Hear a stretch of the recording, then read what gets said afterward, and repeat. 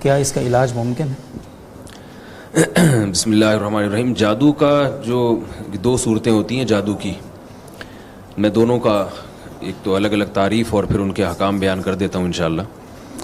جادو ایک تو ہر اس کام کو جس کے اسباب مخفی ہوں، ہر اس اثر کو جس کے اسباب مخفی ہوں، اس کو بھی جادو کہا جاتا ہے. مثال کے طور پر کوئی بھی ایسا کام ہوا جس کی لاجک آپ کی سمجھ میں نہیں آ رہی، حالانکہ لاجک اس کی ہوتی ہے لیکن لاجک سمجھ میں نہیں آ رہی، وہ بہت باریک لاجک ہوتی ہے اس کی، تو اس کو بھی جادو کہا جاتا ہے، جس کو انگلش میں میجک کہتے ہیں. آپ نے میجک شو آج کل یوٹیوب پہ آ رہے ہیں کہ وہ بندے کے جو ہے نا وہ ٹانگیں کاٹ کے الگ کر دیتے ہیں، وہ اور دھڑ الگ اور ٹانگیں الگ ہو گئیں، لوگ اس کو جادو کہتے ہیں. حالانکہ وہ ہوتا ہی ہے کہ وہ نظر کا دھوکہ ہوتا ہے، کچھ ایسی چیزیں لگائی بھی ہوتی ہیں اور وہ خود بتاتے بھی ہیں کہ یہ حقیقت میں ٹانگیں وانگیں نہیں کٹی ہیں، کچھ بھی نہیں ہوا ہے، اور یہ باقاعدہ سیکھی جاتی ہے. یہ چیز، یہ شعبتیں ہیں، نظر کا دھوکہ ہے. آپ یہاں بھی دیکھ رہے ہوتے ہیں لوگ 20-20 روپے میں شو دکھا رہے ہوتے ہیں، وہ جناب وہ رومال سے کبوتر نکال لیا، تو یہ حقیقت میں رومال میں کوئی کبوتر نہیں ہوتا، یہ سب ٹرک ہوتی ہے.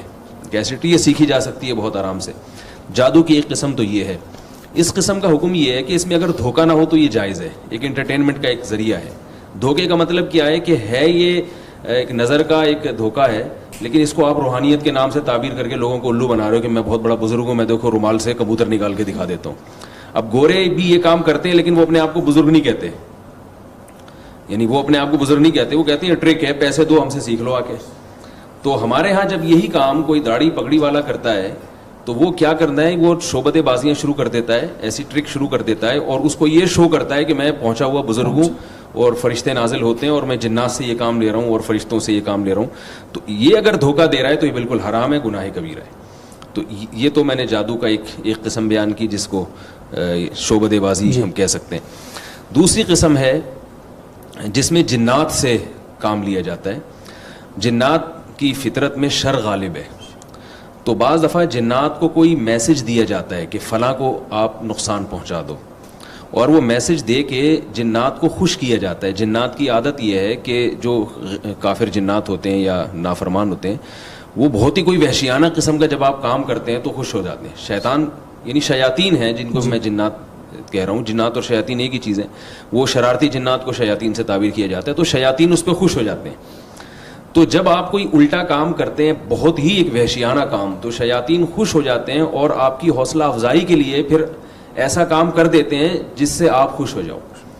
اس کی میں آپ کو ایک مثال دیتا ہوں کہ میں ایک جگہ گیا، مجھے وہاں بتایا گیا کہ یہاں کوئی بزرگ دفن ہے، اور یہ بزرگ جو ہیں یہ اتنے زبردست پہنچے ہوئے بزرگ ہیں کہ یہ قبر کے اندر سے لات مارتے ہیں بندے کو، اور وہ قبرستان کی دیوار سے جا کے لگتا ہے.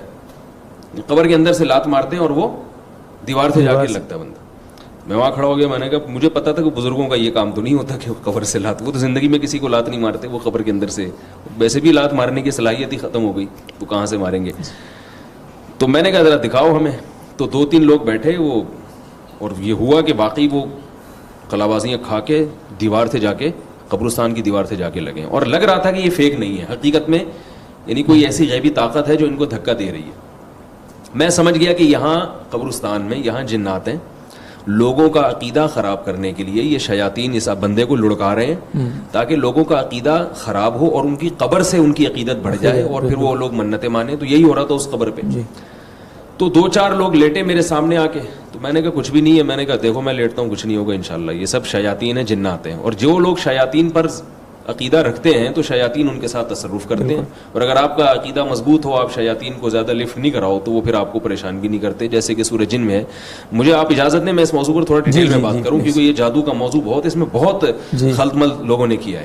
اور جعلی عاملین کا، ہاں جعلی عاملین جو ہے نا جادو کے نام پہ بہت الو بناتے ہیں لوگوں کو.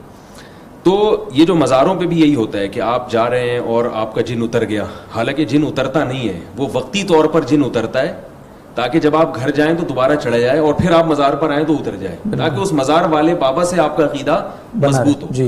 اگر آپ ہمت کر کے جانا ہی چھوڑ دیں تو نہ وہ چڑھے گا نہ اترنے کی نوبت آئے گی. جیسے ہمارے محلے میں ایک صاحب سگریٹ پیا کرتے تھے، ڈاکٹر نے بتایا کہ بھائی تم سگریٹ چھوڑ دو، تمہیں جو کھانسی ہو رہی ہے نا، اتنا بلغم، یہ سب سگریٹ کی وجہ سے.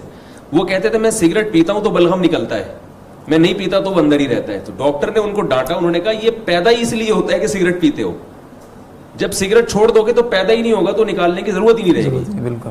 تو وہ اس کو تو دیکھ رہے ہیں کہ سگریٹ پی کے بلغم بہت نکل رہا ہے میرا, نہیں پیوں گا تو نہیں نکلے گا. اللہ کے بندو, جب نہیں پیو گے تو پیدا ہی نہیں ہوگا کہ نکالنے کی اس کو ضرورت پڑے.